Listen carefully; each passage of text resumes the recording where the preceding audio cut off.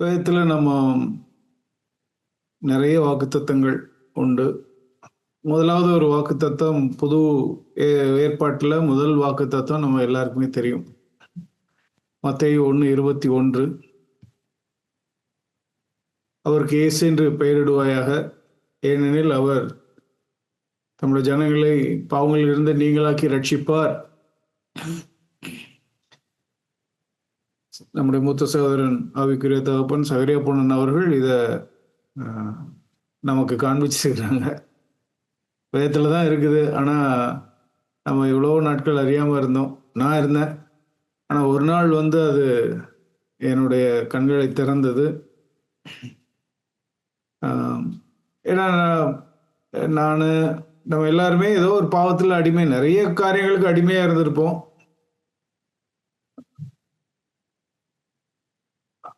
அநேக வருடங்கள் ஆண்டவர் நமக்கு விடுதலை கொடுக்க முடியும், இதுல இருந்து நம்மளை தூக்கி எடுக்க முடியும் அப்படிங்கிற ஒரு விசுவாசம் நமக்கு இல்லாமே இருந்தது. இப்படியேதான் வாழணும், விழுந்து விழுந்துதான் வாழணும், என்ன பண்றது, அப்படியே வாழ்வோம் அப்படின்ட்டு சோர்ந்து நம்பிக்கையற்றவர்களா இருந்தோம். அப்புறம் ஆண்டவருடைய வார்த்தைகளை வாக்குத்தத்தங்களை நாம் கொஞ்சம் விசுவாசிக்க ஆரம்பிச்சோம். தேவன் போராடினோம். அந்த காரியத்துல இருந்து நம்மளை அடிக்கடி விழத்தள்ளுகிற அந்த பாவத்துல இருந்து ஒரு விடுதலையை நாம பெற்றிருப்போம். அந்த விடுதலையை பெற்ற உடனே ரொம்ப சந்தோஷமா இருக்கு. நம்முடைய இருதயமெல்லாம் பூரிப்பா இருந்திருக்கும். தேவன் எனக்கு இதுல இருந்து விடுதலை கொடுத்துட்டார் அப்படிங்கிறது நமக்கு ரொம்ப சந்தோஷமா இருக்கும். அது மாத்திரம் இல்ல, அது நமக்கு இன்னும் அதிகப்படியான விசுவாசத்தையும் நமக்கு தந்தது. தேவன் எனக்கு உதவி செய்தார். நம்ம இருதயம் பூரிப்பால் நிறைந்து அவருக்கு நன்றியா இருந்து நம்முடைய விசுவாசமும் அதிகமாயிற்று. இப்படி ஒன்றல்ல, நிறைய காரியங்கள் தேவன் நமக்கு விடுதலை கொடுத்திருப்பார். நிறைய பாவமான பழக்கங்கள், அதுல இருந்துலாம் நமக்கு ஒரு பரிபூர்ண விடுதலை, அற்புதமான ஒரு விடுதலை இயேசு கிறிஸ்து நமக்கு உதவி செய்து விடுதலை ஆக்கி இருக்கிறார். இப்போ நான் ஒரு வீடியோ ஒன்று உங்களுக்கு டிஸ்பிளே பண்ணலாம்னு நினைக்கிறேன். ஒரு short video. Jesus, I just don't trust you. You don't trust me? No, I mean, I want to trust you. I just don't. I have an exercise that I think will really help you. Oh, okay. Stand here and face this direction. Now, do you trust me? No, I just said I don't trust you. All right, well, this is all part of the exercise. Oh, all right? right, okay. Whenever I ask you if you trust me, you say, yes, Jesus, I trust you. Even though I don't. It's practice. Okay. So, do you trust me? Yes, Jesus, I trust you. Now, fall back. Are you going to catch me? Don't worry about that part. Okay, that's the part I'm worried about. You can do this, okay? Just trust me. Trust you. Fall back. Okay, well, Jesus, I trust Good. you. Yes, I do trust you. I'm going to fall Okay. back. Woo! Oh, okay. That's great. Let's try this again. Just face this direction and keep your feet planted. All right? Do you trust me? Yes, Jesus, I trust you. Now, fall back. Okay, I'm going to do it. All right. I'm really going to do it. Okay. Good. Oh, Jesus, you really caught me! I didn't think you were going to catch me, but you did! Oh, that was great! That was great! You're ready for level 2. Level 2, here I Yes! come, baby! Woo! Whoa! Okay, hold it. Oh, you know what? You're too close. You need to move back. Right. Okay. This one's a little bit different, Laura. Okay. Stand here. Uh-huh. But face me. Woo! Forward fall. I can Okay. do that. Wait. Whoa. Okay. Wait for my signal. Oh, right, the Jesus signal. Yes, the Jesus signal. Do you trust me? Yes, Jesus, I trust you so much. Good. Fall back. That's awesome. It is awesome. Especially when you do it. Seriously? Of course. Okay, Jesus, I don't know if you noticed this, but there is nobody over there. I know it looks that way to you. It looks that way. It is that way. You can do this, Laura. Just trust me and fall back. Jesus, I can't do that. We can do it together. I can't. You can. I won't. அந்த வீடியோவில் நான் இன்னைக்கு ஆக்சுவலாக எங்கள் சர்ச்சில் VBS நடந்தது. 3 நாட்கள். இன்னைக்கு கடைசி நாளில் இந்த வீடியோவை காட்டினாங்க. பிள்ளைகளுக்காக நம்ம இயேசு கிறிஸ்துவை நம்ம விசுவாசிக்கணும், எந்த சூழ்நிலையாக இருந்தாலும் நம்ம விசுவாசிக்கணும், தரிசித்து நடக்காமல் விசுவாசித்து நடக்கணும் அப்படிங்கிறத வலியுறுத்துவதற்காக இந்த சின்ன கிளிப் போட்டாங்க. அதை பார்த்தபோது நான் உணர்ந்தது ஒன்று தான். நான் முன்னாடி சொன்னது போல் இயேசு கிறிஸ்து ஒரு சில காரியங்களிலிருந்து நமக்கு விடுதலை தந்திருக்கிறார். அப்படியே தயங்கி அப்படி மெதுவாக போய் சாய்வாங்க. கஷ்டப்பட்டு ஏதோ ஒரு காரியத்தில் நம்ம ஜெயம் பெற்றிருப்போம். அவங்களுக்கு அவ்வளோ சந்தோஷம். 2வது முறை இன்னொரு ஸ்டெப் ஆஃப் ஃபெய்த். அங்கே நின்ன இடத்துல இருந்து அப்படியே சாய்வாங்க. விழாம தேவன் இயேசு கிறிஸ்து அந்த பொண்ணை, அந்த சிஸ்டரை தாங்கி பிடிப்பார். அதே போல் என்னுடைய வாழ்க்கையில், நம்முடைய வாழ்க்கையில் நம் வெற்றிகளை நம்ம ருசிச்சிருக்கலாம். நம்ம சந்தோஷமாக இயேசு கிறிஸ்து எப்படி எனக்கு உதவி செய்தார்னு 4 பேர்த்திட்ட நம்ம சொல்லியிருப்போம், நிறைய சாட்சி சொல்லியிருப்போம். பட் அதுக்கப்புறம் ஒரு சீன் பார்த்தோம் இல்லையா? அவர் என்ன சொன்னார்? இப்படி திரும்பு, என்னை பார்த்து திரும்பிட்டு நீ பின்னாடி விழு அப்படின்பார். அந்த சிஸ்டரால் அதை செய்ய முடியல. நான் அதை உணர்ந்த போது நான் அப்படிதான் ஒரு காரியம் கற்றுக்கொண்டேன். ஒரு சில காரியங்களிலிருந்து தேவன் விடுதலை கொடுக்கிறது, விடுதலை பெற்று நான் வாழ்கிற வாழ்க்கை, அல்லது ஆண்டவருக்காக நிறைய காரியங்களை நம்ம செய்யறதுக்கு நம்ம ரெடியா இருப்போம். எதை வேணாலும் நம்ம செய்யறதுக்கு ரெடியா இருப்போம். ஒரு சபையில் ஒரு ஆக்டிவிட்டியா இருக்கட்டும், ஷேர் பண்றதா இருக்கட்டும், எந்த ஒரு காரியத்துக்கும் எந்த ஒரு விளைக்கரையத்தையும் செலுத்துவதற்கு நாமும் எல்லாவற்றையும் செஞ்சிடுவோம். ஆனா அப்படி பின்னாடி திரும்பி, இந்த சைடு திரும்பி பின்பக்கமா இயேசு நிற்கிற அதுக்கு பின்பக்கமா விழுகிறது. இயேசு முன்னாடி நிற்கிறாரு, பின்னாடி விழுகிறது. அதை நான் எதுக்கு பார்த்தேன் அப்படின்னா, நம் சுயத்திற்கு மரிக்கிற ஒரு வாழ்க்கை.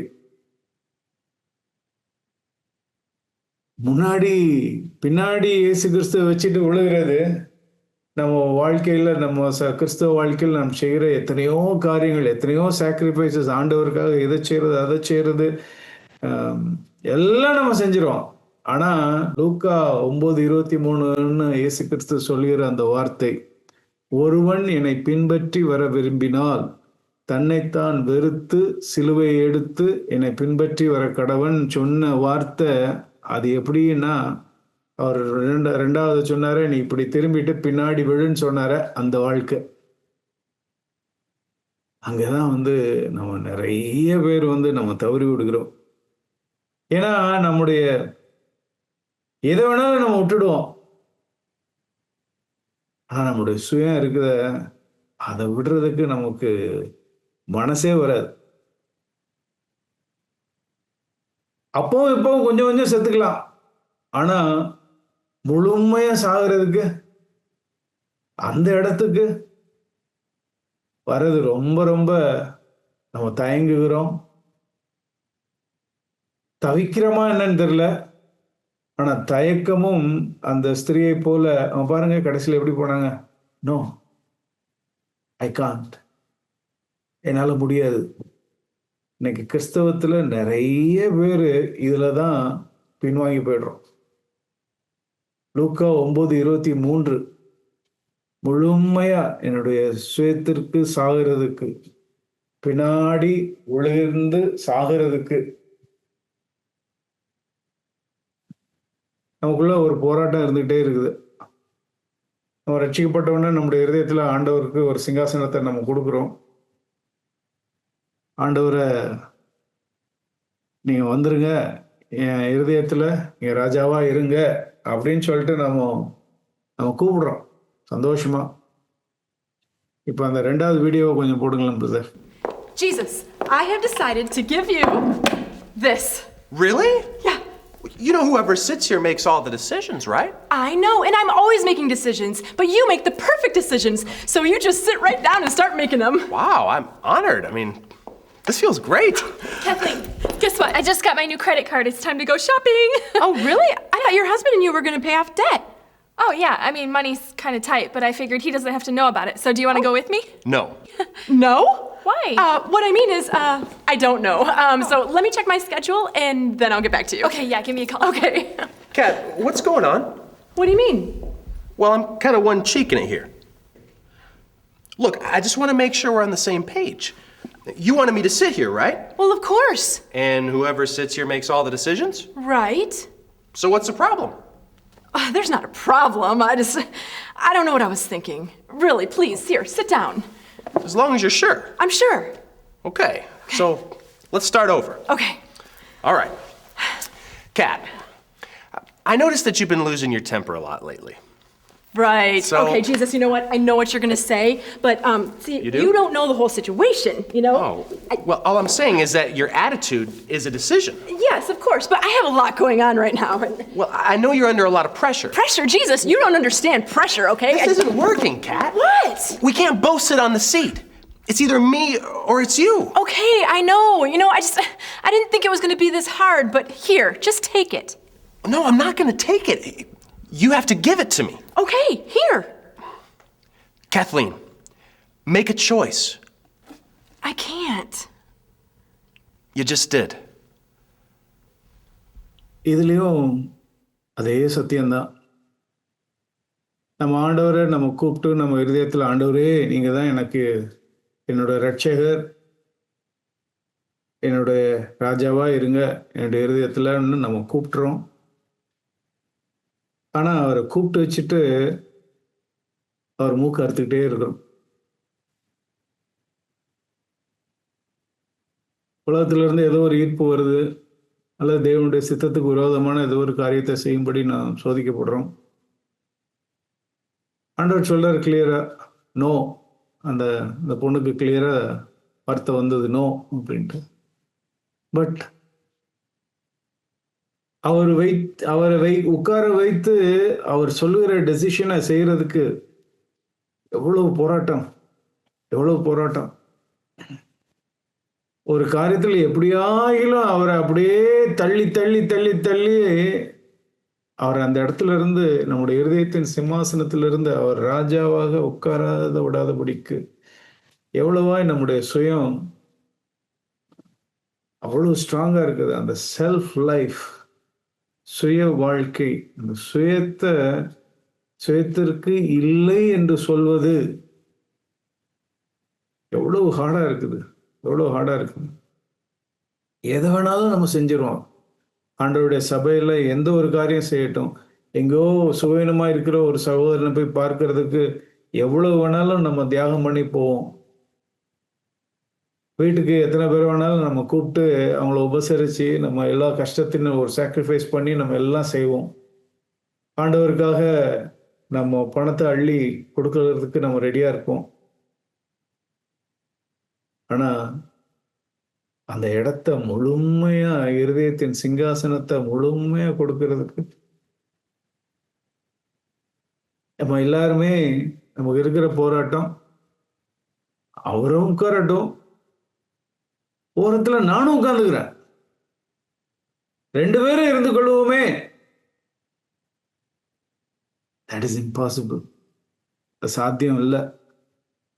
இயேசு கிறிஸ்து ஒரு நாள் அதை ஏற்றுக்கொள்ளவே மாட்டார். அவர் முழுமையா எனக்கு ஆண்டவரா இருக்கணும், 100% இருந்தாதான் அவர் ராஜாவா இருப்பார். நான் எங்கேயாவது கொஞ்சம் எனக்குன்னு இடம் வச்சிருந்தேன் அப்படின்னா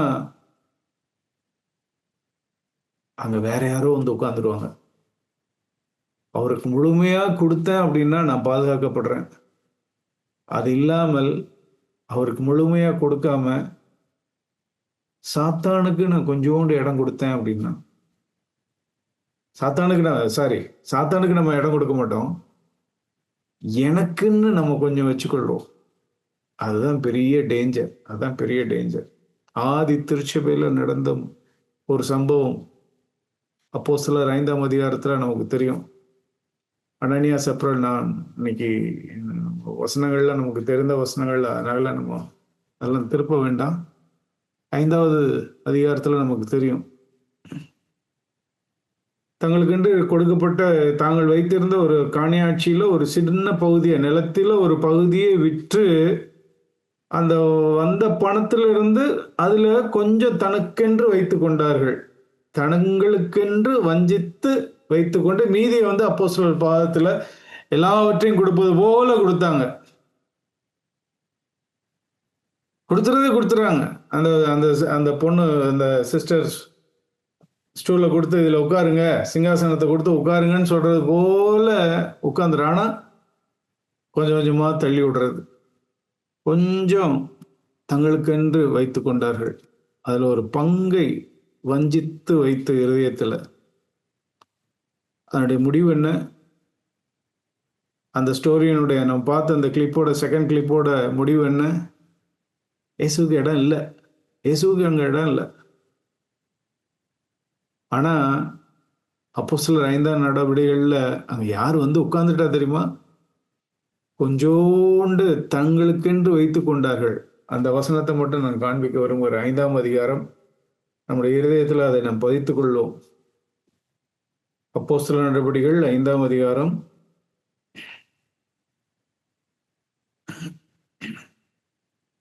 3வது வசனத்துல பேதுரு நெத்தில அடிச்சது மாதிரி சொல்றாரு.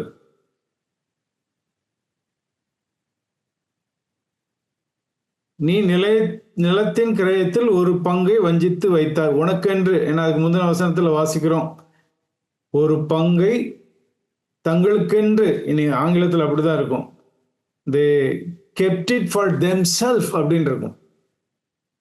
தங்களுக்கென்று ஒரு பங்கை வஞ்சித்து வைத்தார்கள். அந்த கொஞ்சம் தங்களுக்கென்று வைத்திருந்ததை 3வது வசனத்துல வாசிக்கிறோம்.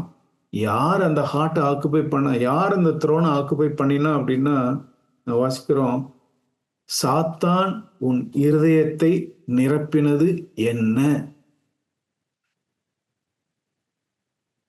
முழுமையா கொடுக்காத பட்சத்துல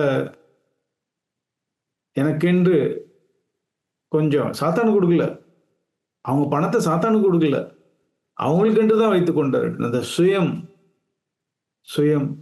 செல்ஃப் லைஃப் கொஞ்சம் ப்ரொடெக்ட் பண்ணணும் அப்படின்னு நினைச்சாங்க. அந்த செல்ஃப் லைஃபை சாத்தான் அப்படியே ஃபில்அப் ஆயிட்டு ஃபில் பண்ணிட்டான். சாத்தான் உன் இருதயத்தை நிரப்பினது என்ன? நம்ம எவ்வளவா நம்ம சுயத்தை பாதுகாக்க விரும்புறோம் தெரியுமா? அதான் நான் சொல்ல, நம்ம எதை வேணாலும் எந்த தியாகத்தையும் செய்யறதுக்கு ரெடியா இருப்போம். ஆனா சுயம் சாகிறதுக்கு. லூக்கா 9:23 தன்னைத்தான் வெறுத்து சிலுவை எடுத்து பின்பற்றுவதற்கு, மல்லாக்க விழுவதற்கு வரவே மாட்டோம். அவருக்கு முழுமையா அந்த இடத்த கொடுக்கறதுக்கு இடத்துக்கு நம்முடைய மாம்சம் அவ்வளவா இது இருக்கும். பட் கிறிஸ்தவ வாழ்க்கை என்பது இந்த வாழ்க்கை தான். அதுதான் இயேசு கிறிஸ்து லிவிங் பைபிள்ல சொன்னது போல, லூக்கா 9:23 லிவிங் பைபிள் எப்படி இருக்குன்னா, if anybody wants to be a Christian அப்படின்னு தான் இருக்கும். ஒரு கிறிஸ்தவனா நீ இருக்கணும்னு நினைத்தால் உன்னுடைய சித்தத்தை வெறுத்துரு. டினை யுவர் செல்ஃப், உன்னுடைய சுயத்தை நீ வெறுத்துரு, சிலுவை எடுத்து என்னை பின்பற்றி வா. இயேசு கிறிஸ்து எதற்காக மரித்தார்? எந்த ஒரு பாவத்துக்காக அவர் மரித்தார்?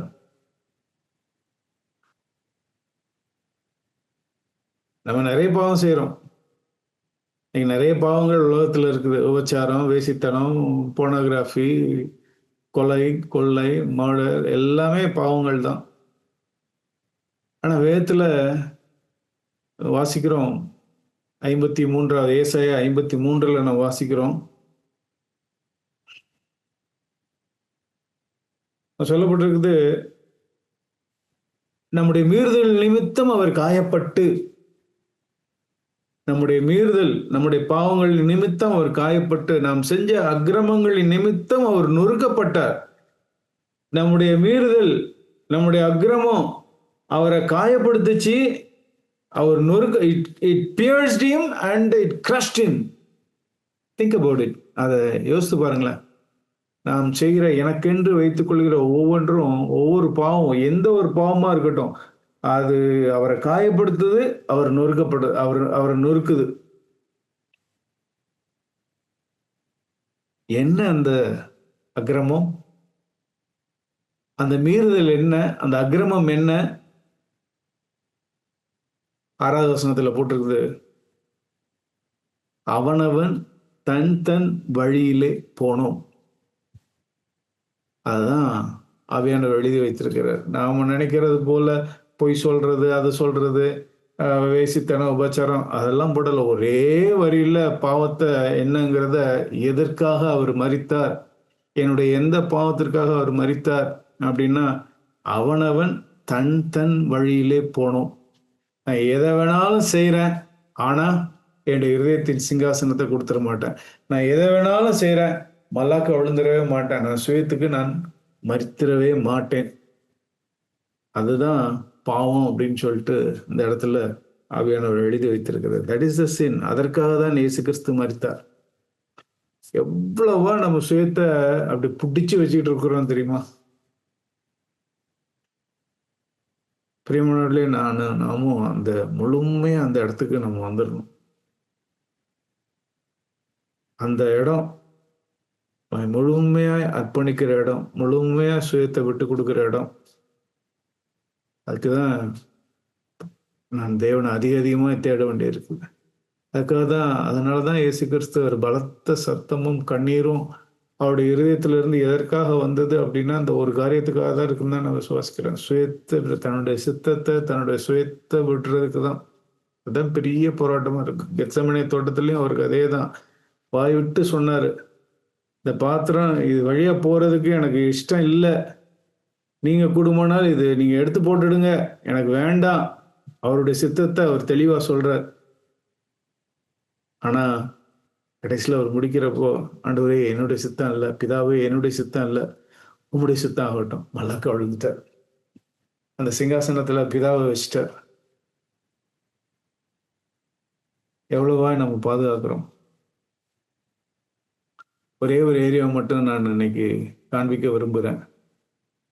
அதனால நம்ம எவ்வளவு ஆசீர்வாதத்தை இழக்கிறோம். 2 தீமோத்தேயு 3ஆம் அதிகாரத்துல 3:16. ஆண்டவர் நம்மளை தேறினவர்களா இருக்கணும்னு நினைக்கிறாரு, வாஞ்சிக்கிறார். எந்த ஒரு நற்கிரியும் செய்ய நான் தகுதியுள்ளவனா இருக்கணும்னு தான் ஆண்டவருடைய சித்தம், ஆண்டவருடைய வாஞ்சை. அதற்காகத்தான் ஆண்டவர் என்ன பண்ணியிருக்கிறார் அப்படின்னா, வேத வாக்கியங்களை நமக்கு தந்திருக்கிறார். வேத வாக்கியங்கள் எல்லாம் தேவ ஆவியினால் அருளப்பட்டிருக்கிறது. தேவனுடைய மனுஷன் தேறினவனாகவும் நற்கிரியையும் செய்யத்தக்க தகுதியுள்ளவனாக இருக்கும்படிக்கு அவைகள் உபதேசத்துக்கும், கடிந்து கொள்ளுதலுக்கும், சீர்திருத்தலுக்கும், நீதியை படிப்பிக்குதலுக்கும் பிரயோஜனம் உள்ளவர்களாக இருக்கிறது. அதுல ஒரே ஒரு காரியத்தை நான் இன்னைக்கு வலியுறுத்த விரும்புறேன். கடிந்து கொள்ளுதலுக்கும். கடிந்து கொள்ளுதல் இருக்குத, நம்மளை யாரும் கடிந்து கொண்டாங்க அப்படின்னா அப்ப தெரியும் நம்முடைய சுயம் எவ்வளவு ஸ்ட்ராங்கா இருக்குது அப்படின்ட்டு. நம்மளை அப்ரிஷியேட் பண்றதை நம்ம எளிதில் நம்ம ஏற்றுக்கொள்வோம். சந்தோஷமா 2 கரம் கூப்பிட்டு நம்ம அதை வாங்கிக்கொள்வோம். ஆனா நம்மளை யாராவது கரெக்ட் பண்ணாங்க அப்படின்னா மல்லாக்க விழுறது போல எவ்வளவா நம்ம அந்த செல்ஃப் டிஃபென்ஸ், நம்மளை யாராவது சரி செய்யும் பொழுது தேவனுடைய வார்த்தை அதற்காக தான் கொடுக்கப்பட்டிருக்கிறது. கடிந்து கொள்ளுதலுக்கு கொடுக்கப்பட்டிருக்கிறது. நம்மளை தேறினவனாகும்படிக்கு, தேவன் நம்மளை ஆசீர்வதிக்கும்படிக்கு. நான் ஒன்று பார்த்திருக்கிறேன். இந்த சுயத்திற்கு மரிப்பதற்கும் பரிசுத்த ஆவியா தேவன் பரிசுத்த ஆவியினுடைய அபிஷேகம், the first experience of baptism of the Holy Spirit, இலவசம், எல்லாத்துக்கும் கொடுக்கிறார். ஆனா the fullness of the Spirit, ஆவியின் நிறைவு, அது இலவசம் அல்ல. பரிசுத்த ஆவியானவரோட அபிஷேகம் நம்ம எல்லாத்துக்கும் அவர் ஃப்ரீயா கொடுத்துரு. That's a free gift. ஆனா ஆவியின் நிறைவுக்கு நாமும் ஒரு விலைக்கரியம் செலுத்த வேண்டியது இருக்குது. சுயத்துக்கு எந்த அளவுக்கு நான் மறிக்கிறேனோ, அந்த செல்ஃப் லைஃபுக்கு எந்த அளவுக்கு நான் இல்லை என்று சொல்றேனோ, எந்த அளவுக்கு நான் சிங்காசனத்துல தேவன் இயேசு கிறிஸ்து மாத்திரம் உட்காரும்படிக்கு நான் வைத்திருக்கிறேனோ, அந்த அளவுக்கு தான் எனக்கு நிறைவு இருக்கும். முழுமையா நான் கொடுத்தேன் அப்படின்னா எனக்கு முழு நிறைவு இருக்கும். ஓகே, தேவன் அது ரெண்டும் இணைச்சிருக்கிறார். அது மாத்திரம் இல்ல, கடிந்து கொள்ளுதலையும் பரிசுத்த ஆவியானவருடைய நிறைவையும் தேவன் நினைச்சு வச்சிருக்கிறார். வேதத்துல நான் ஒரு சில காரியங்களை நான் ஷார்ட்டா நான் சொல்றேன், உங்களுக்கு அதிக நேரம் இல்லை. நீங்க அதை தியானிக்கலாம், தொடர்ந்து நீங்க அதுல தியானிக்கலாம். ஒன்று, சங்கீதம் 141:5. பழைய ஏற்பாட்டில் வாழ்ந்த மனுஷன் இன்னைக்கு புது ஏற்பாட்டில் புது உடன்படிக்கையின் சத்தியம், புதிதும் ஜீவனுமான மார்க்கம் என்று நாம் சொல்றோம். ஆனாலும் யாராயும் நம்மளை கடிந்து கொள்கிற பொழுது, உங்களுடைய கணவனோ அல்லது மனைவியோ அல்லது பிள்ளைகள், உங்களுடைய பெற்றோர்கள் உங்களை கடிந்து கொள்கிற பொழுது, அல்லது சபையில் பொறுப்பாக இருக்கிறவர்கள் யாரோ ஒரு காரியத்தில் கடிந்து கொள்கிற பொழுது, அது நமக்கு எவ்வளோ கசப்பாக இருக்குது. நம்முடைய சுயம் அதை ஏற்றுக்கொள்கிறதுக்கு எவ்வளோ கஷ்டப்படுறோம். நம்ம எல்லாருமே கடந்து போயிருப்போம். அதெல்லாம் முடிஞ்சதுக்கப்புறம் அதை திருப்பி நினைச்சு பார்க்கறதுக்கு கூட நமக்கு ஐயோ அதை நினைக்கவே வேண்டாம் அப்படின்னு தான் நம்ம நினைப்போம். அவ்வளோ கசப்பான அனுபவமா இருக்கணும் கடிந்து கொள்ளுதல். ஆனா இங்க வாசிக்கிறோம் 141 சங்கீதம் 5வது வசனத்துல சங்கீதக்காரன் சொல்றாரு, நீதிமான் என்னை தயவாய் குட்டட்டும், நீதிமான் என்னை தயவாய் குட்டட்டும். May the righteous strike me with mercy and discipline me. I will not get offended. நான் மனது புண்பட மாட்டேன். என் தலை அது அல்ல தட்டவே தட்டாது. My head shall not refuse it. அது எப்படி எனக்கு இருக்கும் அப்படின்னா, it is oil for me, for my head. என்னுடைய தலைக்கு அது எண்ணெயை போல இருக்கும், அபிஷேகமா இருக்கும். அவருடைய டிசைர் அது. யாராயும் நீதிமான என்னை கடிந்து கொள்றாரா, நான் புண்பட மாட்டேன். அது நான் எண்ணெயை போல, அபிஷேகத்தை போல. ஏன் அந்த மனுஷன் அபிஷேகிக்கப்பட்ட ஒரு மனுஷனா இருந்தார்? இதுவும் ஒரு ரகசியம். கடிந்து கொள்ளுதலை அவர் ஏற்றுக்கொண்டார். He desired it.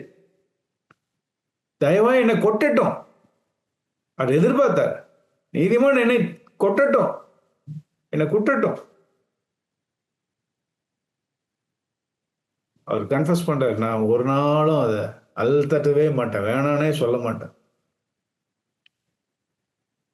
மத்தேயு 25 5 புத்தியுள்ள கன்னிகைகள், புத்தி இல்லாத கன்னிகைகள், தீவட்டி இருந்தது, எண்ணெய் இருந்தது, ரெண்டுமே அங்க இருந்தது. ஏன் அந்த 5 பேர் புத்தி இல்லாதவர்களா இருந்தாங்க? தீவட்டி இருந்தது, ஆனா அங்க எண்ணெய் இல்லை, எண்ணெய் இல்லை. அந்த எண்ணெய் என்ன தெரியுமா? பரிசுத்த ஆவியானோட அபிஷேகம் சொல்லலாம். ஆயில், சங்கீதக்காரன் காண்பித்து கொடுக்கிறது அந்த ஆயில் கடிந்து கொள்ளுதல். வார்த்தைகளை எடுத்துக்கொள்றாங்க, ஆனா ஒரு கடிந்து கொள்ளுதல. தீவட்டியை எடுத்துக்கொள்றாங்க, ஆனா ஒரு கடிந்து கொள்ளுதல ஏற்றுக்கொள்வதற்கு மனம் இல்லை, மனம் இல்லை. அதை அசட்டை செய்தார்கள். அது வேணாம், எனக்கு அது வேணாம் என்று தெரிந்தே அதை அங்க இருக்குது, அவங்க கண்ணு முன்னாடி இருக்குது, ஆனா அது எனக்கு வேண்டாம் என்று முடிவெடுத்து போனார்கள். மணவாளனை மிஸ் பண்ணிட்டாங்க, ஆயத்தமா இல்லை. கடிந்து கொள்ளுதலை அந்த எண்ணெயை எடுத்துக்கொள்ளாதனால மணவாளன் என்ன சொல்லிட்டு, உங்களை யாருன்னே எனக்கு தெரியாது அப்படின்ட்டார். இதெல்லாம் இழக்க வேண்டியது இருக்குது.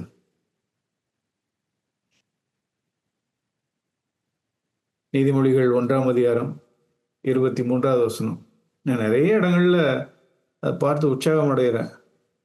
நீதிமொழிகள் 1:23 தேவன் கடிந்து கொள்ளுதலை ஏற்கிறது, அது சுயத்துக்கு மறிக்கிறது. அதை ஏற்றுக்கொள்கிறதே ஒரு சுயத்துக்கு மறிக்கிறது. அதை மனம் புண்படாமல் கடிந்து கொள்ளுதல் ஏற்றுக்கொள்கிறது பின்னாடி சாயறது போலதான். ஆண்டவர் சொல்றார், இது இது சாலமோன் தான் சொல்றாரு, என் கடிந்து கொள்ளுதலுக்கு திரும்புங்கள், இதோ என் ஆவியை உங்களுக்கு அருளுவேன். ஆவியின் நிறைவும் கடிந்து கொள்ளுதலும் எப்படி லிங்க் பண்ணியிருக்கிறார் தேவன்.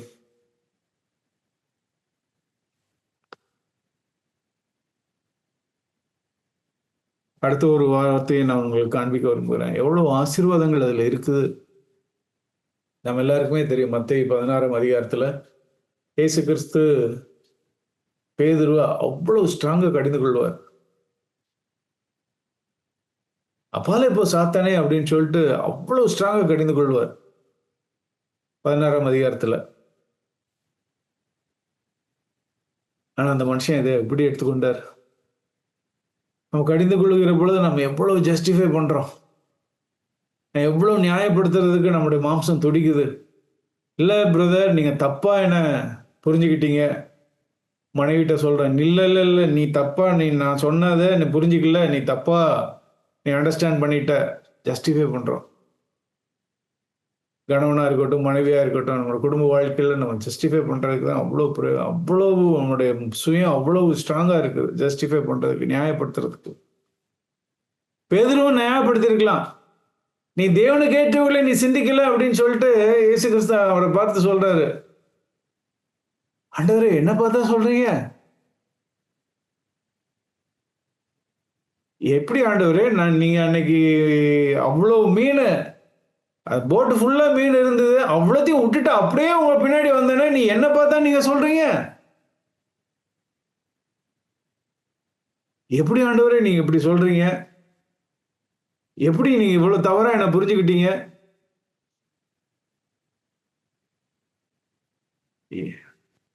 ஒரு வார்த்தை அவர் சொல்லல, தன்னை நியாயப்படுத்தவே இல்லை.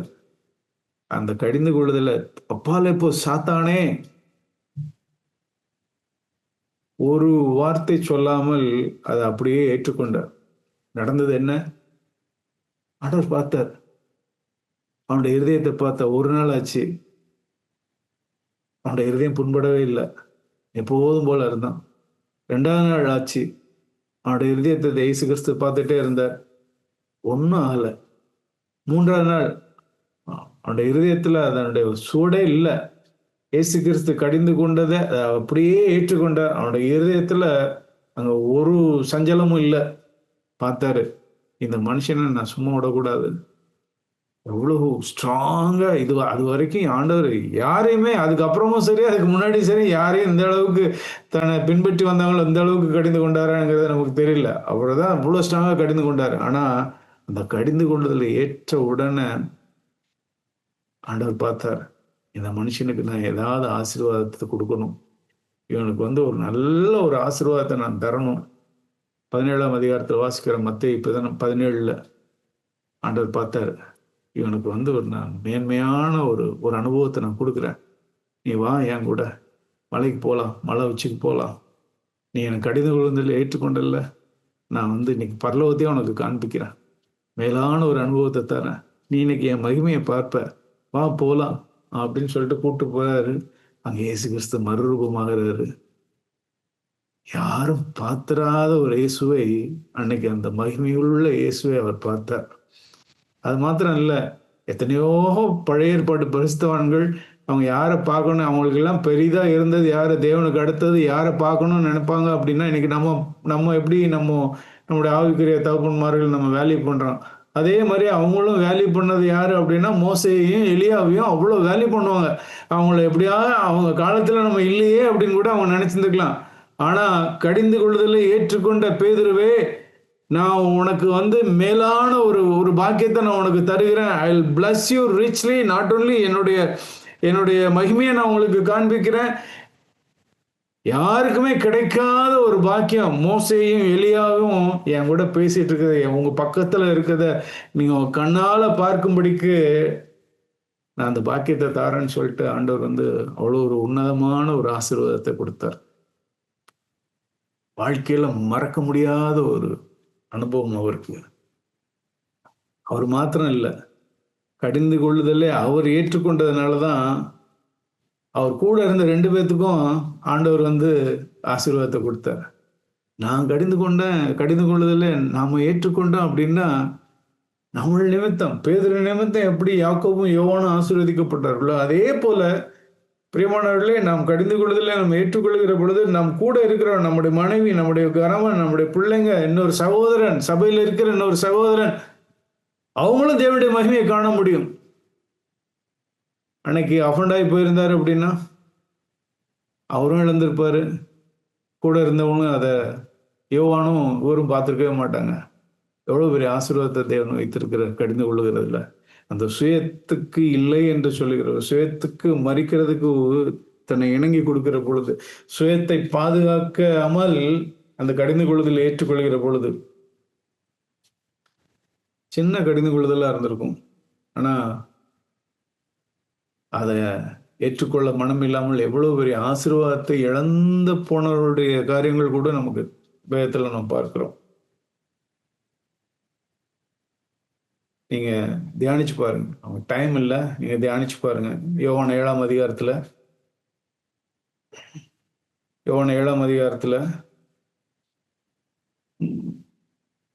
19ஆம் வசனத்துல 20ஆம் வசனத்துல இயேசு கிறிஸ்து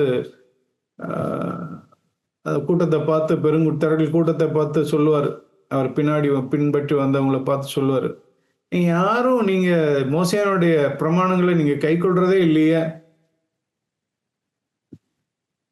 மோசே உங்களுக்கு நியாயப்பிரமாணம் கொடுத்தாருல, ஆனா யாரும் அது கை கொள்றதே இல்லையே. ஏன் என்ன கொலை பண்றதுக்கு நீங்க இவ்வளவு வாஞ்சியா இருக்கிறீங்க? சொன்ன உடனே பாருங்க அவங்க இடத்துல இருந்து என்ன ரெஸ்பான்ஸ். 19ஆம் வசனத்துல அப்படி சொல்லுவாரு, நீங்க யாரும் மோசேயனுடைய ஆகமத்தை நீங்க பிரமாணத்தை நீங்க கை கொள்ள மாட்டீங்கன்னு சொன்ன உடனே, நீ பிசாசு பிடிச்சவன், யூ ஹேவ் எ டீமன். 20ஆம் வசனத்துல வாசிக்கிறோம், உன்னை போய் யார் கொள்ள வரா, நீ பிசாசு பிடிச்சவன்றாங்க. கடிந்து கொள்ளுதல ஏற்றுக்கொள்றதுக்கு அவங்களுக்கு அவ்வளவு கஷ்டமா இருக்குது.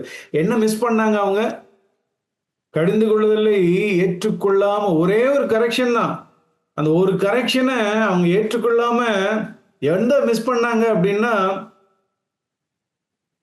அடுத்த 37ஆம் வசனத்துல வாசிக்கிறோம், அதே கூட்டத்தை பார்த்துதான் ஆண்டவர் சொல்லுவாரு, இந்த பண்டிகையின் கடைசி நாள்ல உரத்த சத்தமா நின்று, யாராவது நீங்க தாகமா இருந்தீங்கன்னா என்னிடத்துல வந்து பானம் பண்ணுங்கள், என்னை விசுவாசிக்கிறவனிடத்திலிருந்து ஜீவ தண்ணீர்கள் நதிகள் புறப்பட்டு போகும். எவ்வளவு பெரிய ஆசீர்வாதம். ஆனா அந்த ஜனங்கள் என்ன பண்ணாங்க? ஒருத்தர் காதுல கூட அது உள்ள போகவே இல்லை. ஒருத்தர் கூட அந்த அழைப்புக்கு ஏதோ சொல்றார, ஜீவ தண்ணீர் உள்ள நதிகள் புறப்பட்டு போகின்றார,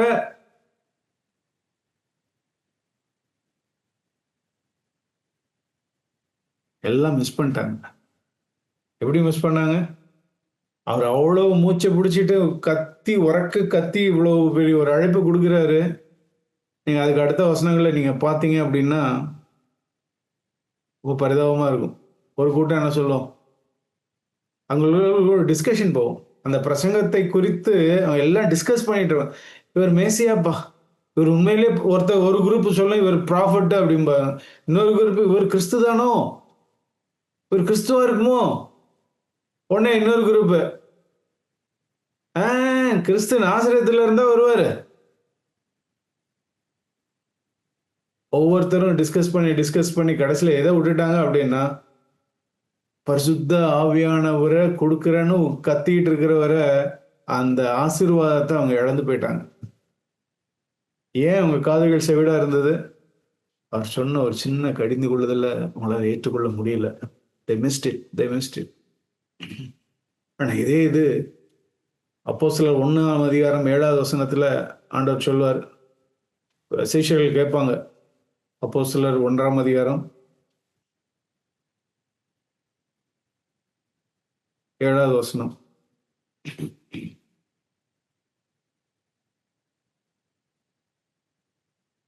கேட்டாங்க சீஷர்கள் 6ஆவது வசனத்துல கேட்டாங்க, ஆண்டவரே இக்காலத்துல ராஜ்யத்தை இஸ்ரவேலுக்கு திரும்ப கொடுப்பீர், இப்போவா செய்ய போறீங்க? நான் கடந்த வாரம் சபையில் நான் பகிர்ந்து கொண்டுட்டு இருந்தேன்.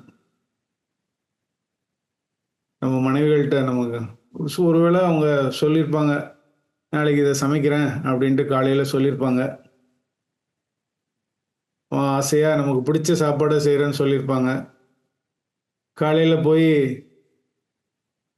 இந்த டிஷ் தானே சமைக்கிற அப்படின்னு கேட்ட உடனே அங்கே பார்த்தா வேற ஏதோ ஓடிட்டு இருந்தது. அவங்க ஒரு பதில் சொல்கிறாங்கன்னு வச்சுக்கோங்க. என்ன பதில் சொல்கிறாங்க? இயேசு கிறிஸ்து சொன்ன மாதிரி சொல்கிறாங்கன்னு வச்சுக்கோங்க. இன்னைக்கு என்ன காலையில் பிரேக்ஃபாஸ்ட்டுங்கிறத எந்த நேரத்தில் எந்த வேளையில் நான் செய்வேன் அப்படின்னு அறிகிறது உங்களுக்கு அடுத்தது அல்ல அப்படின்னு மனைவி சொல்லிட்டான்னு வச்சுக்கோங்க. அல்லது சகோதரிகள், நீங்கள் உங்கள் ஹஸ்பண்ட் வந்து ஒரு ப்ராமிஸ் பண்ணியிருக்கேமா, சாயங்காலம் நமக்கு கடைக்கு போகலாம், உனக்கு இந்த ட்ரெஸ் வாங்கலாம் அப்படின்னு பிளான் பண்ணியிருப்பாங்க. ஏங்க போகலாங்க அப்படிங்கிறப்ப கடைக்கு போகிற காலத்தையும் வேலைகளையும் அறிகிறது உங்களுக்கு அடுத்ததல்ல அப்படின்ட்டு சொன்னாங்க அப்படின்னா எப்படி இருக்கும்? என்ன ரெஸ்பான்ஸ் இருக்கும்? மூஞ்சி எப்படி சொங்கின்னு போயிடும். அப்படின்ல சொன்னதை செய்ய மாட்டேன். அப்படிதான் இயேசு கிறிஸ்துகிட்ட அப்படிதான் கேட்க. இந்த காலத்துல நீங்க செய்ய போறீங்க, மூஞ்சில் அடிச்ச மாதிரி ஒரு சின்ன மைல்டு தான், ஒரு மைல்டு கரெக்ஷன் தான். பிதா என்னென்ன ஆதீனத்தில் வைத்திருக்கிறத இன்னைக்கு காலங்களையும் வேலைகளையும் அறிகிறது உங்களுக்கு அடுத்தது அல்ல. அதை விட நான் உங்களுக்கு மேலான ஒன்றை தரேன். பரிசுத்த ஆவி உங்களுக்கு பவர் கிடைக்கும். இந்த டிஷ் இல்லைங்க, உங்களுக்கு நல்ல ஒரு உணவை நான் இன்னைக்கு ப்ரிப்பேர் பண்றேன், உங்களுக்கு உடம்புக்கு ஏற்ற உணவை நான் ப்ரிப்பேர் பண்றேன். அவங்க மட்டும் அது அஃபண்ட் ஆயிருந்தாங்கன்னா என்ன ஆயிருக்கும்? இந்த பெந்தேகோஸ்தை மிஸ் பண்ணியிருப்பாங்க. பெந்தேகோஸ்தை இன்னைக்கு ஏன் நம்ம பரிசுத்தாவின் நிறைவை நம்ம பெற்றுக்கொள்றது இல்லை? ஏன் பெந்தேகோஸ்தையை நம்ம மிஸ் பண்றோம் நம்முடைய வாழ்க்கையில? ஆண்டவர் எப்படியா கடிந்து கொள்வதிலேயே ஏற்றுக்கொள்றதையும் பரிசுத்தாவின் நிறைவையும் இங்கே எப்படி எத்தனை வசனங்கள்ல நம்ம பார்க்கிறோம். ஆயில்ன்றாரு, கடிந்து கொள்வதை ஏற்றுக்கொண்டா என் ஆவியை அருளுவேன்றாரு. இடத்துல வாங்க ஜீவத்தினரோட நதிகள் புறப்பட்டு போகுன்றாங்க. அதை மிஸ் பண்றாங்க கடிந்து கொள்வதில் ஏற்றுக்கொள்ளாதனால. கடைசியா நான் ஒன்று சொல்லி முடிக்கிறேன். ஆண்டவர் நம்முடைய எல்லாருடைய இருதயங்களையும் கொழுந்து விட்டு எரிய பண்ணுகிறார், பண்ண வாஞ்சிக்கிறார். கொழுந்து விட்டு எரிய பண்ண வாஞ்சிக்கிறார். தம்மை நமக்கு வெளிப்படுத்த வாஞ்சிக்கிறார். ஆனால் அதுக்கு ஒரு கண்டிஷன் வேணும். லூக்கா 24ஆம் அதிகாரத்துல நமக்கு எல்லாருக்கும் தெரிந்த ஒரு சம்பவம். 2 சீஷர்கள், எம்மாவூர் சீஷர்கள் எம்மாவூருக்கு நடந்து போறாங்க. ஏன் ஆண்டவர் வந்து அன்னைக்கு 2 சீஷர்களை அவர் தெரிந்து கொண்டார்?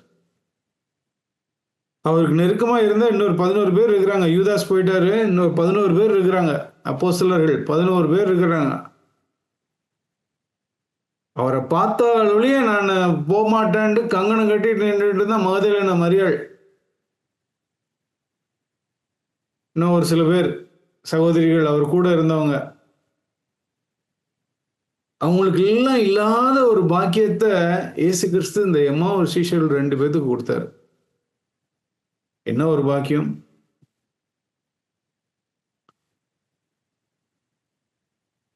3 மணி நேரம் ஃபெலோஷிப், 3 மணி நேரம் பைபிள்ல இருந்து அவ்வளோ ஸ்கிரிப்சர், பைபிள் ஸ்டடி 3 மணி நேரம்.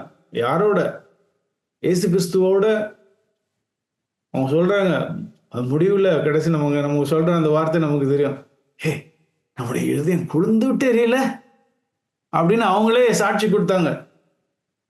ஏன் ஆண்டவர் அவங்களுக்கு கடைசியில அது மாத்திரம் இல்லை, அவங்களோடு கூட ஆண்டவர் உயிர்த்தெழுந்த பின்பு அப்பமும் பிக்கிறார்.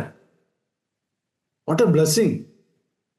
எவ்வளவு ஆசீர்வாதம்! 3 மணி நேரம் இவங்க 2 பேர் கூட, எத்தனையோ பேர் இருக்கிறாங்க, அவ்வளோலாம் விட்டுட்டு இந்த 2 பேர் கூட 3 மணி நேரம் நான் டைம் ஸ்பெண்ட் பண்ண போறேன். ஏன் ஆண்டவர் அந்த 2 பேருக்கு அந்த பிளஸிங்கை கொடுத்தார்? 2 பேர் நடந்து போயிட்டே இருக்கிறாங்க, பேசிட்டே போறாங்க. முன்ன பின்ன தெரியாத ஒருத்தர் வந்து அவங்க கூட ஜாயின் பண்றாரு. அவங்களுக்கு தெரியாது இவர் இயேசு கிறிஸ்துன்னு தெரியாது. டிராவல் பண்ணி போயிட்டு இருக்கிறாங்க. போயிட்டே இருக்கிறாங்க. அவர் அப்படியே ஜாயின் பண்ணிட்டு, எதை பற்றிப்பா பேசிக்கிட்டு இருக்கீங்க அப்படின்னு கேட்குறாரு. அவங்க 2 பேரும் ஒரு மாதிரி நக்கலாக பார்க்குறாங்க. எருசலேமில் தானே இருக்கீங்க, இவ்வளோ நாள் 3 நாள் என்ன நடந்ததுன்னு தெரியாத ஒரே ஆள்னா நீங்களாக தான் இருப்பீங்க அப்படிங்கிற மாதிரி ஒரு லுக்கை விட்டுட்டு அவர்கிட்ட அதை சொல்லவும் செய்கிறாங்க. அப்புறம் அப்படியே அவர் ஆரம்பிக்கிறார். 24வது வசனத்தில் அவங்க சொல்கிறாங்க, கதை சொல்கிறாங்க.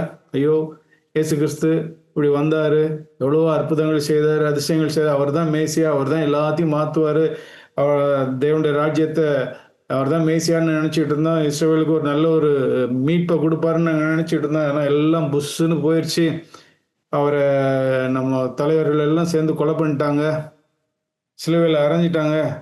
இன்னைக்கு காலையில் கூட எங்கள் கூட இருந்தவங்கெல்லாம் போய் எங்கள் கூட இருந்த ஒரு சில சிஸ்டர்ஸ் இருந்தாங்க, அவங்க போய் காலங்காத்தால போய் பார்த்தாங்க, அங்கே பார்த்தா காணும், அவருடைய பாடியவே காணும். அந்த சகோதரிகள் நேராக வந்து எங்கள் கூட இருந்த மற்ற சீஷர்கள்ட்ட அவங்களும் போய் பார்த்தாங்க, அங்கே பார்த்தா பாடியை காணும், பாடியை காணும் அப்படின்னு சொல்லிட்டு பேசிகிட்டே இருக்கிறாங்க. அவங்க யாருன்னு தெரியாது, கூட வந்த ஆள் யாருன்னு அவங்களுக்கு தெரியாது. இப்படி இந்த கதையை சொல்லிட்டு இருக்கும் போதே மதியினர்களே வாசிக்கிறோம், யூ ஃபூலிஷ் மேன், தேவனுடைய தீர்க்கதரிசிகள் சொன்னதை விசுவாசிக்கிறதுக்கு மந்த இருதயம் உள்ளவர்களே. நீங்க பஸ்ல போயிட்டு இருக்கீங்க, ட்ரெயின்ல போயிட்டு இருக்கீங்க, அல்லது ஃப்ளைட்ல போயிட்டு இருக்கீங்க, உங்க கூட ஒருத்தர் இருக்கிறாரு, எல்லாரும் பேசிட்டே வரீங்க, திடீர்னு பேசிட்டே இருக்கும்போது முட்டாள் அப்படின்னு சொன்னாருன்னு வச்சுக்காங்க, நம்மளை பார்த்து உங்களை பார்த்து சொன்னாருன்னா உங்களோட ரியாக்ஷன் எப்படி இருக்கும்? யாருன்னு தெரியாது, முன்னப்பின்னா தெரியாத ஆள் வந்து யூ ஃபூலிஷ் மேன், என்ன ஸ்ட்ராங்கா கடிந்து கொள்றாரு ஒருத்தர், முன்னப்பின்னா தெரியாத ஆள். அதை எப்படி ஏற்றுக்கொண்டாங்க? எப்படி ஏற்றுக்கொண்டாங்க? அவங்களுடைய இருதயத்துல 3ஆம் நிமிஷம் நபர் போலதான் அவர். இயேசு கிறிஸ்துன்னு தெரிஞ்சிருந்ததுன்னா ஏற்றுக்கொண்டிருப்பாங்க. ஆனால் இயேசு கிறிஸ்துன்னு அவங்களுக்கு அப்போ தெரியல. ஆனாலும் கடிந்து கொண்டதில் ஏற்றுக்கொண்டார்கள். அவங்க மனம் புண்படவே இல்லை. அவங்க ஏன் மனம் புண்படலைன்னு நான் சொல்கிறேன். நம்மளை யாராவது இந்த மாதிரி போகும்போது ஒரு ஆள் கடிந்து கொண்டாருன்னு வச்சுக்காங்களேன், கடைசியில் இங்கே என்ன நடக்குது? நம்ம அந்த நபரை, நம்மளை கடிந்து கொண்ட முன்ன பின்ன தெரியாதவ கடிந்து கொண்ட ஒரு நபரை 2 பேரும் ஒரே ஸ்டேஷனில் இறங்குறோம், அது ஒரே ஏர்போர்ட்டில் இறங்குறோம். எங்கள் வீட்டுக்கு வாங்கன்னு நம்ம யாராவது கூப்பிடுவோமா? இறங்கிட்டு திரும்பி கூட பார்க்க மாட்டோம். சாமி நம்ம ஆளை எஸ்கேப் ஆகி போயிடுவோம் அப்படின்ட்டு நம்ம கிளம்புறதுக்கு தான் பார்ப்போம். ஆனால் இங்கே என்ன பார்க்குறோம்? நல்லா கடிந்து கொண்டு எல்லாத்தையும் வேதத்திலேருந்து ஆணி வேற அக்கு வேற அவங்கள்ட்ட சொல்லிட்டு, ஓகேப்பா நான் கிளம்புறேன்ப்பா, நான் எங்கள் ஊருக்கு போகிறேன் அப்படின்ட்டு ஒன்றுமே தெரியாத போல அந்த 3ஆவது நபர் போகிறார். ஆனால் இவங்க என்ன தெரியுமா செஞ்சாங்க? அப்பாடா ஒளிஞ்சாண்டா சாமி, என்ன திட்டுறான் முன்ன பின்ன தெரியாமல் வந்துட்டு. அந்த வார்த்தை அவங்களுடைய இருதயத்திலே இல்லை. நம்ம வாசிக்கிறோம் 29வது வசனத்தில், லூக்கா 24:29 என்ன தெரியுமா போட்டிருக்குது? they strongly urged him. they strong urge பண்ணலை, சும்மா ஏனோதானு கூப்பிடல, அப்படியே வந்துட்டு போங்களேன் எங்கள் வீட்டுக்கு வந்து சாப்பிட்டு போங்கலாம் அவர் சொல்லலை.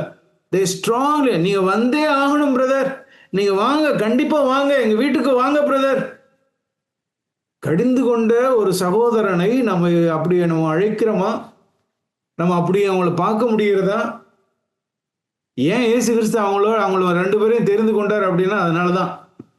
ஏன் அவங்களோடு கூட 3 மணி நேரம் உயிர் தெழுந்த பின்பு அவங்க 2 பேரையும் சூஸ் பண்ணி அவங்களோடு கூட நடந்தாருன்னா இதுதான் காரணம். அந்த கடிந்து கொள்ளுதலை ஏற்றுக்கொள்கிற இருதயம். அவங்க கூட போய் உட்காந்து அப்பம் பிக்கும் போது தெரிந்து கொள்றாங்க, ஓ பா இயேசு கிறிஸ்துப்பா. அவங்களுக்கு எவ்வளோ சந்தோஷம் இருந்திருக்கும். ஓடுறாங்க அன்னைக்கு நைட்டா திரும்பி எருசலேமுக்கு ஓடுறாங்க. ஒரு நிமிஷம் யோசித்து பாருங்க, அவங்க மாத்திரம் அந்த அன்னைக்கு அஃபண்ட் ஆயிருந்தாங்கன்னு வச்சுக்காங்க. இவர் என்ன நம்மள போய் முட்டாள்னு சொல்றாரு? அஃபண்ட் ஆயிருந்தாருன்னு வச்சுக்கோங்க. எவ்வளவு காரியத்தை மிஸ் பண்ணியிருப்பாங்க அன்னைக்கு. ஆனா இன்னைக்கு நமக்கு ஒரு நல்ல ஒரு மாதிரி தேவன் அநேக காரியங்களை பின்னாடி விழுகிறதுக்கு சுயத்தை பாதுகாக்காமல் அவங்க இருந்தாங்க. ஆவியின் நிறைவு அவங்களுடைய இருதயம் கொழுந்து விட்டு எரிந்து கொண்டே இருந்தது. எத்தனை உதாரணங்கள் வேதத்துல நம்ம பார்க்க முடிகிறது. பிரியமானவர்களே, நம் அந்த செல்ஃப் லைஃப்பை நம்ம பாதுகாக்க வேண்டாம். எந்த ஒரு சூழ்நிலையிலும் கடிந்து கொள்ளுதலா இருக்கட்டும், எதுவா இருக்கட்டும், நம்ம அதுக்கு மறிக்கிற இடத்துக்கு நம்ம வருவோமே, நம்மிடத்துல இருந்து ஜீவன் வெளிப்படும். நம்முடைய இருதயம் கொழுந்து விட்டு எரியும். அவருடைய மகிமையை நாம் பார்க்க முடியும். தலையில எப்பொழுதும் எண்ணெய் இருந்துகிட்டே இருக்கும், அபிஷேகம் இருந்துகிட்டே இருக்கும். நம்மளோட வாழ்க்கையில மற்றவங்களுக்கு நம்ம ஆசீர்வாதமா இருக்க முடியும். தேவன் அப்படியாய் இந்த கடின உலகில் ஏற்று ஆசீர்வாதத்தை நம்ம மிஸ் பண்ணாம அதிக ஆசீர்வாதங்களை தேவனிடத்துல இருந்து நம்ம பெற்றுக்கொள்ள நம்முடைய இருதயம் கொழுந்து விட்டு எரியத்தக்கதான ஒரு வாழ்க்கை நம்ம ஒவ்வொருவருக்கும் தேவன் தருவாராக. ஆமென். நம்ம தலைவணிங்க நாம் ஜெபிப்போம். தகப்பனே, நாங்கள் வேதத்துல நீர் வைத்திருக்கிற ஆண்டவரே அதிசயமான காரியங்களுக்காக நன்றி சொல்கிறோம். ஆண்டவரே, நாங்கள் எல்லாரும் எங்களுடைய மாம்சத்துல அந்த சுயம் ஆண்டவரே அதை விடுறதுக்கு தான் ஆண்டவரே சவாலா இருக்குது. உமக்கு சிங்காசனத்தை 100% எப்பொழுதும் கொடுக்கிறது தான் சவால் ஆண்டவரே. நீங்க அதுக்கு தான் எங்களை அழைச்சிக்கிங்க. என்னை பின்பற்றி வர விரும்பினால் தன்னைத்தான் வெறுத்து சிலுவை எடுத்து பின்பற்றி வரணும்னு தான் நீங்க சொல்லிங்க ஆண்டவரே. இந்த மல்லாக்க விழுகிற அந்த ஒரு வாழ்க்கை ஆண்டவரே, நாங்கள் எங்களை அர்ப்பணிக்கிறோம். எங்களுக்கு உதவுச்சு எங்களை பாதுகாக்க வேண்டாம் ஆண்டவரே. கடிந்து கொள்ளுதலை நாங்கள் ஏற்றுக்கொள்கிற ஒரு இருதயத்தை தாங்க. அதில் எவ்வளோ ஆசீர்வாதங்களை வைத்திருக்கிறீங்க. தேவனே, நீர் உதவுச்சு நாமத்தை நீர் மகிமைப்படுத்தும். இறக்கமாயிரும். எங்களை ஒவ்வொருவருக்கும் உதவுச்சு. இயேசுவின் நாமத்தில் ஜெபிக்கிற நல்ல பிதாவே, ஆமென்.